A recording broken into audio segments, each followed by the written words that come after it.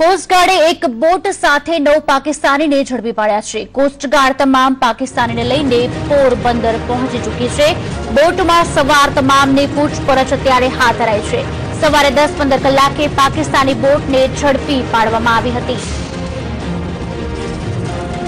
आज अंगे विगत आपसे चेतन ठकरा। चेतन, जे तरफ हाल समाचार मળી રહ્યા છે, કોસ્ટગાર્ડે પાકિસ્તાની બોટને ઝડપી છે, હાલ કયા પ્રકારની કાર્યવાહી હાથ ધરાઈ છે?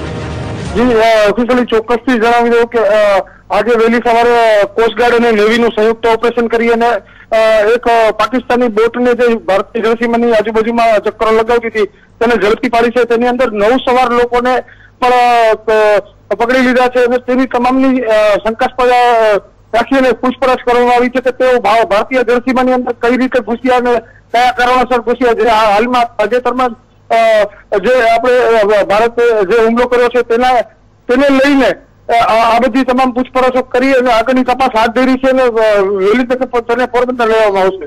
આભાર ચેતન।